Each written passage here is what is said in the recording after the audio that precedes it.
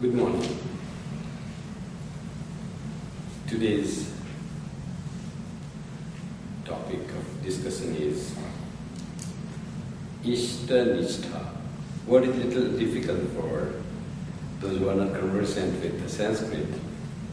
So we're going to explain what is Ishta and what is Nishtha. The translated adjective is given in the newsletter is adherence to the chosen ideal, or steadfastness to the chosen ideal, or one-pointed devotion to the chosen ideal.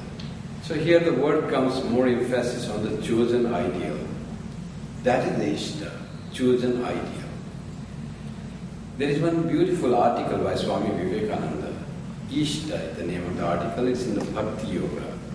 You'll find it in the complete works or in a separate book called Bhakti Yoga, where Swamiji defines Ishta as chosen or desired. Anything desired becomes Ishta. So, what you wish to gain, what you wish to achieve is your Ishta. The ideal you want to achieve in life is the chosen ideal. Swamiji in that article writes, rather it's from a speech he gave. He says, chosen ideal may be different for different types of persons. There are various types of ideals. For example, if you seek the spiritual ideal, human beings are mostly of four types: emotional, active, rational, and meditative. Those who are very calm and want to be in peace and meditate deep, go deep into their heart, or can think very deeply on particular object or particular idea, those are the meditative type of people. Those who others are very emotional by seeing little love, they become overwhelmed. They have tremendous love for God, great love for the fellow human beings, very deeply affectionate to their relatives and friends, and also they have very high loving attitude towards all humanity. Those are emotional types. Emotional maybe love is one like that. It may become anger, it may become hate, it becomes jealousy. But spiritual emotion is love. There are others who are more predominant in activity. They want to work. They want to be active always, doing good to others, doing something useful work. They have that propensity in life. Another is very rational and thinking. They think about what really is life is. Am I born one day? Do I die with this body when this body dies?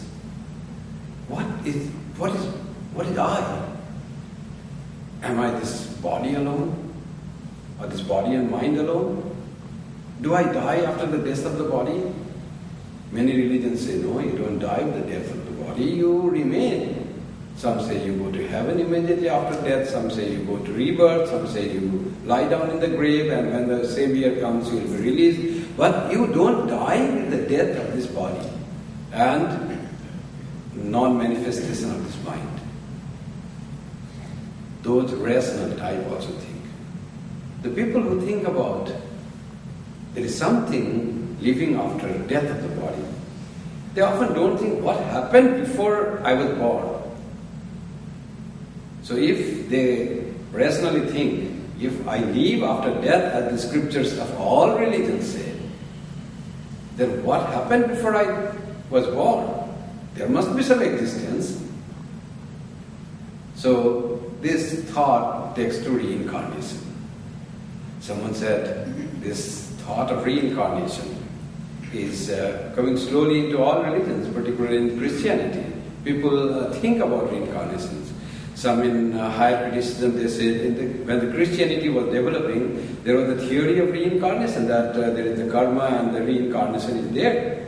But later on it was discarded and all decided not in favor of reincarnation or recycling of the soul, but one life, and then after you die, then there is eternal heaven or eternal hell, like that thing. But many people, for the rational people, it's difficult to believe that after this will be the only life that we have, and there will be no recycle or reincarnation of this body. So, other religions, they believe in karma and reincarnations. Other great religions besides Hinduism.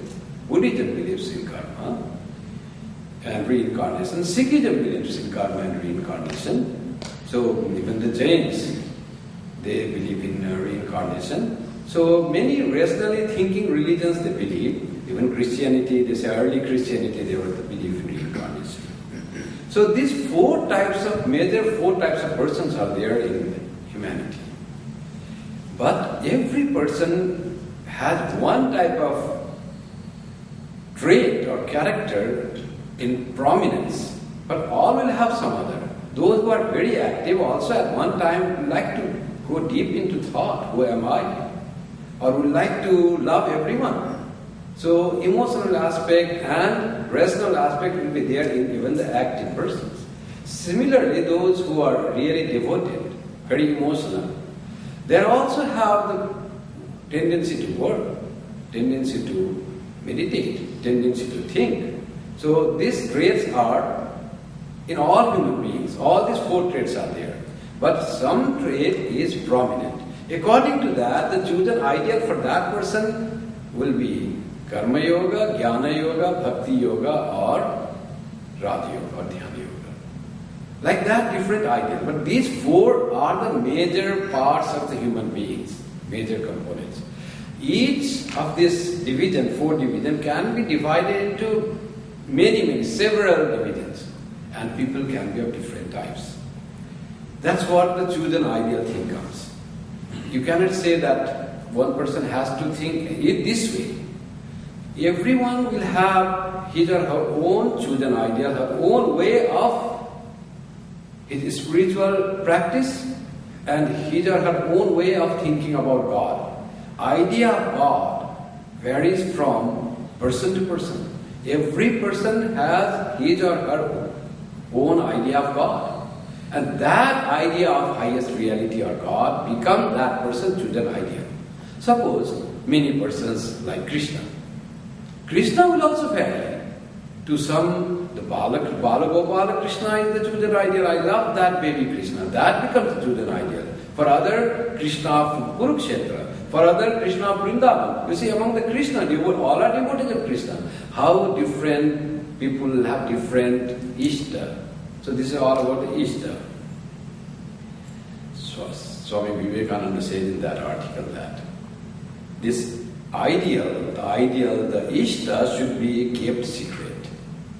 You need not tell everyone that my Ishta is Sri Ramakrishna, or my Ishta is Jesus, or my Ishta is Allah. You don't need to proclaim that to everyone.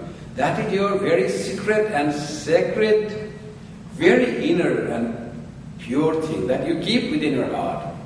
What is your Ishta? It's not just a person.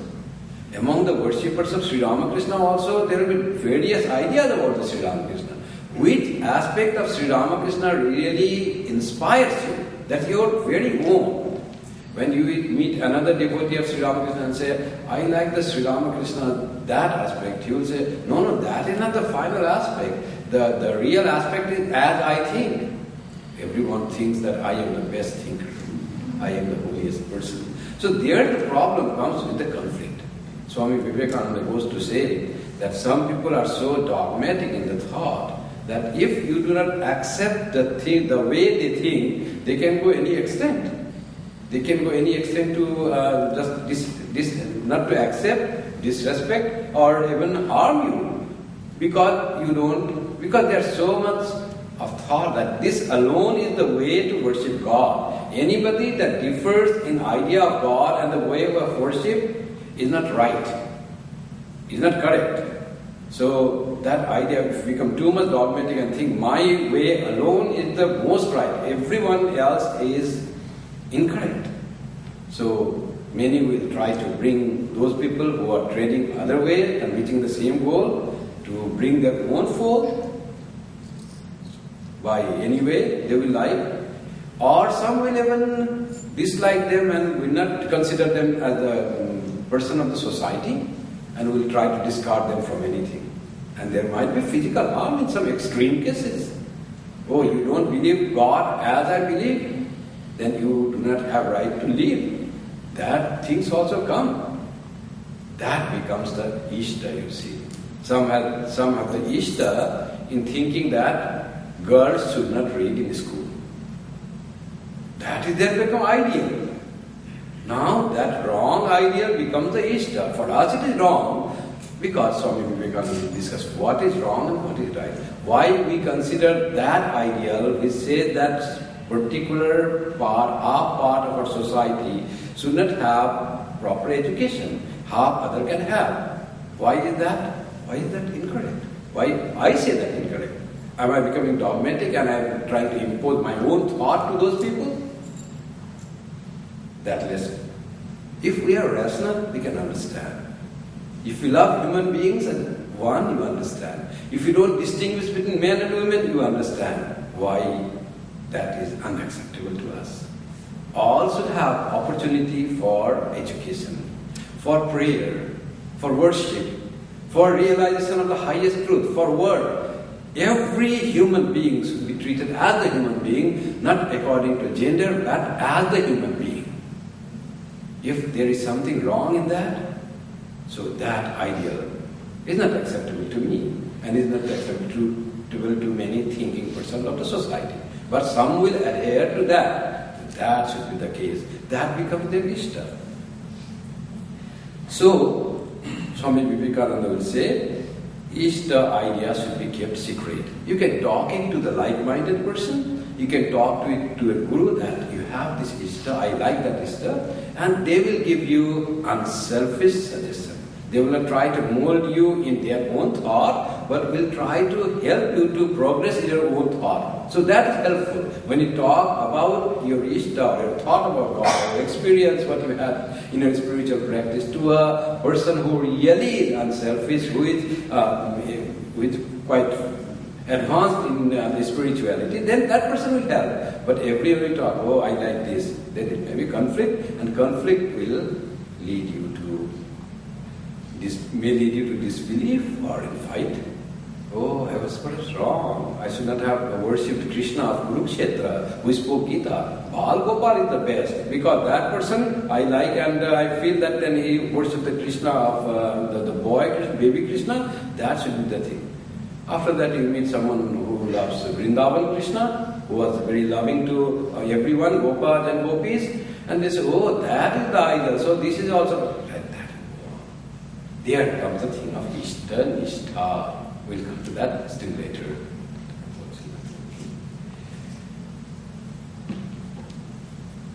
Swami Vivekananda says, having an Ishta is the only way to make religion practically the necessities of the different constitution, to avoid quarreling with others, and to make real practical progress in spiritual life. That is the concept of making Ishta. You have your own idea of God, and you want to reach him or her or it, and you want to have your own path based on the teachings of the Guru or as you have understood the scriptures. That is your own way. You need not discuss that to others, unless they are your co-travelers. He says further, the theory of Ishta is to give freedom to a person to choose his own religion, his own way to worship God, her own way for her spiritual growth. It gives human being an impetus to grow forward with the least resistance, without any bondage or any idea that has been put into the mind. You have to flow through that. Perhaps his or her mind is not set to those ideals, those particular, it doesn't fit that. It has other way of thinking. So it is giving human being freedom to think in his or her own way, because he or she chooses her own Ishta. Ishta is not always the personal God. Ishta can be idea. And this Ishta thing is not only in God. It is anything that you choose in life, in work. Suppose you are given some work. That's why Sri Krishna said, if you don't have Nishtha there, if you are not steadfast, if you don't like your work, your allotted job, the job you have been given, if you have no Nishtha there, then the trouble is you will be ever dissatisfied, never will find joy in the work, always think that joy is very nice. Doctor will think, oh, pilot's job is so nice, he flies in the air and so 8 hours flight and after that 2 days rest, so nice. Pilot will think, oh, I have to go to other parts of the country and these engineers are so good. Everyone thinking that other's job is good. So there is no Nishtha in that. And when Nishtha is not there, the problem is you are not happy with the job. You can't progress. You can't really, if you don't like your own job, how will you progress in that? There is no progress even in secular things. So this Ishta is not only a spiritual ideal, Ishta is for the work we do. The work we perform, the job we do. There should be love for that job. And that is the Ishta Nishtha. There are many people who say that I am inspired, Swami Vivekananda said in the same article, Ishta. He says many will say that because there are so many ways to reach God, many will say, I have realized, I am inspired, I have vision, I have seen God, and want to be Guru, want to be leader, a spiritual leader. You'll find many, particularly in India, or coming from India also. Many who claim to be highly spiritual and claim to be like they have attained the highest, have become Paramahamsa, have realized God. Swami Vivekananda says, don't believe everyone that says, I am inspired, I am a realized soul, I can lead you to highest good. Don't believe. There are people who have realized God. The world is not bereft of the people who are very highly spiritual. But how to know them? How to know that particular person is inspired or not? So he gives 3 tests, Swami Vivekananda. He says, the person who has realized God, his teachings should not contradict reason. I say, I have realized God, this is the path you lead, but it doesn't tally with the reason. So discard that. That is not true. Whatever has been said as the path to spiritual progress should not contradict the reason. The teaching of this Guru, Mahaguru, Mahamandaleshwar, does it tally with the reason? If it is, then follow that. If it doesn't tally with the reason, discard that. Second test, he said. Whatever the teaching is there, it should be for the good for one and all. Whether what his teachings or her teachings fit for all humanity. And it will be good to all. Or only for a small sect he teaches. Only a part of the society he or she teaches. So discard that also as realized soul. It should be the teachings of the realized soul should be for the whole humanity. And the last and final test is the person who is speaking that he has realized or she has realized God is perfectly unselfish? Is he or she has some desire to become famous? Desire to make many disciples? Desire to have a lot of wealth? So is there any such thing in that person? Then that person is not perfectly inspired. Inspired person will be totally unselfish. So that is the final test. He or she will do everything for the good of others. Nothing for himself or herself. That is the test. These 3 tests, then you find inspired person. I trace this path, this is the new sect. Then you accept that. Oh, this is the test, he has passed or she has passed all these tests. And this might be a path for some people to realize God. So, Swami Vivekananda said, highest ideal or God. Put God behind everything. Human beings, animals, food, and work. Make this a habit. This ideal, chosen ideal, highest chosen spiritual ideal should be our most prominent, most foremost thing in life. When I go somewhere, what do I think? I think of this person, this object. What do I think? So in that depends what is my chosen ideal. Chosen ideal has to be God, and it should be most prominent and foremost thing in our life. That one should be. Chosen ideal, again I said, may not be human personality or the divine manifestation in human form. It can be the ideal. You just seek impersonal God. You just seek the truth. That is also chosen ideal. Nishtha means steadfastness, establishment in a certain state. Absorbed in the Nishtha or completely dedicated to an inner state of meditation, always in a state of blissfulness, prasada buddhi, tranquility, with only a thought of Ishta. You are with the ideal so much, you are one with the ideal that you are in a bliss. You are in a meditative state. You are always with your Ishta, with your ideal. And that gives you prasada buddhi. What is prasada buddhi? Two types of explanation. Prasada comes from the root, which is prasanna. You are happy.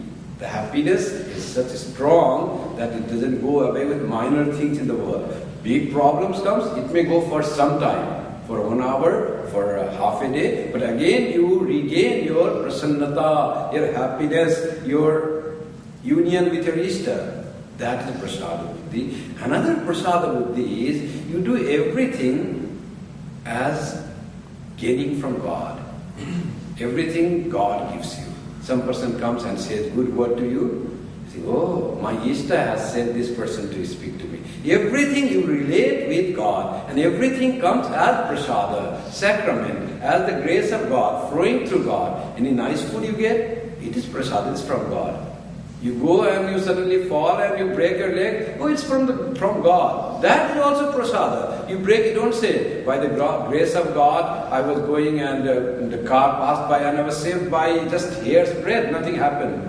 That is grace of God. You are going and car hits you and you break your leg. Then what you say? Grace of God was not there? Those who have Ishta Nishtha, they will never say that grace of God was not there. They will say, by the grace of God I broke my leg.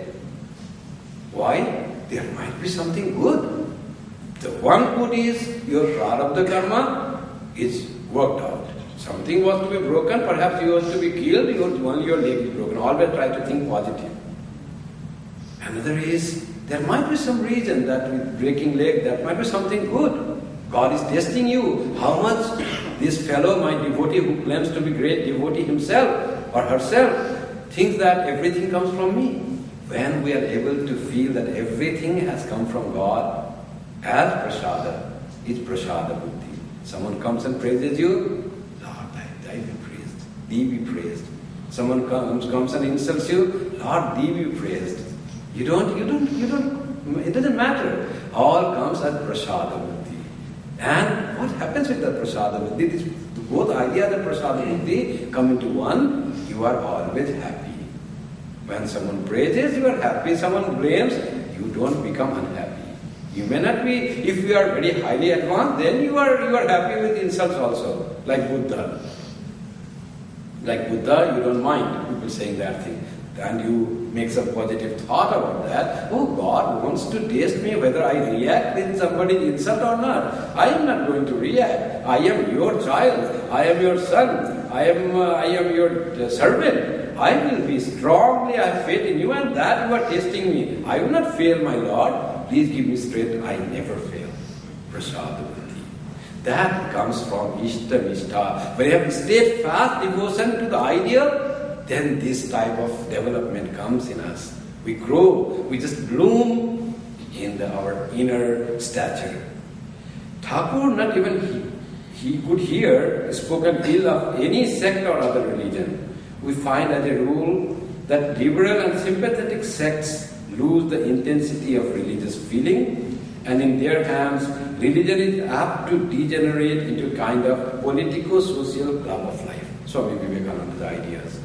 Why there should be Ishta, Nishtha? Why not we be with all? I worship Krishna, Bala Krishna, the baby Krishna. I worship with another person. I worship the Kurukshetra Krishna. Another person I worship Vrindavan Krishna. Another person I worship Kali. Another person Jesus. Why should I be? I have my chosen idea, my own chosen path for spiritual progress. So that is one way, but it becomes a club. You are with everyone, but without any depth. That becomes a problem. You are with everyone. We can be everyone, we have to be with everyone. Swami Vivekananda himself says, I will go to the forest and meditate with a Vedantist. I will kneel down before the Jesus in front of the cross. I will go and meditate with a Buddhist. Swami Vivekananda himself says. That is not wrong. We have to be with everyone. Everyone is trying to progress. But the wrong will be, or you'll be shallow if you don't have your own Ishta, your own path of devotion. The path of devotion, your path of spiritual practice is needed. Along with that, we should understand that everyone is progressing. Grow forward. Go forward. That is the path, in your own way. Would to God that this world was full of men who were as intense in their love as worldwide in their sympathies. But such are only a few and far between. Yet we know that it is practicable to educate large numbers of human beings into the ideal of a wonderful blending of both the width and the intensity of love. And the way to do that is by this path of the Ishta Nishtha, or adherence to the chosen ideal, or steadfast devotion to the chosen ideal. Every sect of every religion presents only one ideal of its own to mankind, but the eternal Vedantic religion opens to mankind an infinite number of doors for ingress into the inner shrine of divinity, and places before humanity an almost inexhaustible many ideals, there being in each of them a manifestation of the eternal one. Everyone is worshipping that one reality through the particular special mind that every individual has. The uniqueness of the human mind is accepting this. And yet, there is unity in variety, that's the thing. Variety is accepted, and that's the. This then is what is needed. One should be inclusive and exclusive simultaneously. One should be devoted to a spiritual ideal, and yet not hate or criticize others who may be following other ideals. It may be difficult to practice, but if one wants spiritual progress, there is no other alternative. Not only tolerance, Swami Vivekananda will go so far. So say acceptance. You accept how the Muslims worship in mosque. You accept how the Sikhs pray in Gurudwara. You accept how the Jews worship in their synagogues. You worship how the Christians do their spiritual practice in the churches. So you accept all those are the valid paths for spiritual progress. Ask them to go and pray for their growth in their own lives, and yet be firm on your own ground. That is what the Ishta Nishtha is.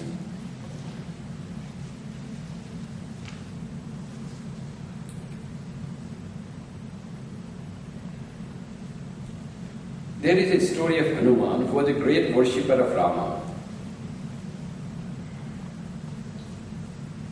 So what Hanuman did was, when God came as Rama, Hanuman was his great worshipper. Hanuman lived very long and was a great yogi. During his lifetime, Rama came again as Krishna. And Hanuman, being a great yogi, knew that the same God has come back again as Krishna. He came and served Krishna, but he said to him, I want to see that Rama form of yours. Krishna said, is not this form enough? I am this Krishna, I am this Rama. All these forms are mine. Hanuman said, I know that, but the Rama form is for me. The Lord of Janaki is Rama, and Lord of Radha are the same. They are both the incarnations of the Supreme Self, and the lotus-eyed Rama is my all in all. This beautiful Sanskrit verse says, that Vrishali sang in the first, that Srinathe Janaki Nathe Abheda Paramatmani. I know, Hanuman says, Hanuman is the Jnaninam Agraganyam. He is, as Hanuman we understand, he is the foremost among the Jnanis, among the knowers of spirituality, knowers of God, foremost. So for him, it's not hidden that Srinatha, the Vishnu, the Natha, the consort of Shri or Lakshmi, that is Vishnu, and Janaki Natha, the consort of Janaki or Sita, they are same and they are Aveda, not different. And they are Paramatmani, they are Paramatma, the Supreme Self. Then he says, I know that. It is same. Krishna and Rama are same. Tathapi mama sarvasva Rama kamalalochana. But for me, O Krishna, for me, O Vishnu, my all in all, sarvasva, is that lotus-eyed Rama. I can't think of anyone else as God. Only that Rama comes to me when I think of God. That is the most cherished form of God for me. This Ishta is the cherished form of God. God of all are God. I know that. That is Ishta Nishtha. This is Ishta Nishtha, knowing that all these different forms of worship are right, yet sticking to one and rejecting the others.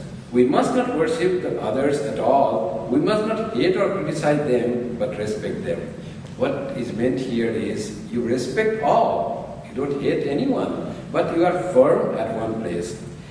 That beautiful Hindi couplet goes, some says Kabir wrote, some says Tulsidas wrote, as I had read is Tulsidas. Sabse rasiye, sabse basiye, sabka lijiye naam.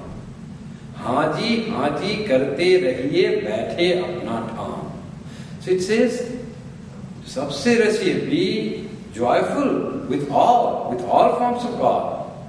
Sit down with all devotees and pray with them. And say, yes, that is a path. Haji, haji karte rahiye. Do say, yes, that is a path to God. What you are doing is perfect. Be sincere in your path. You will realize God. Sabse rasiye, sabse basiye, sabka lijiye naam. Haji, haji karte rahiye. Yes.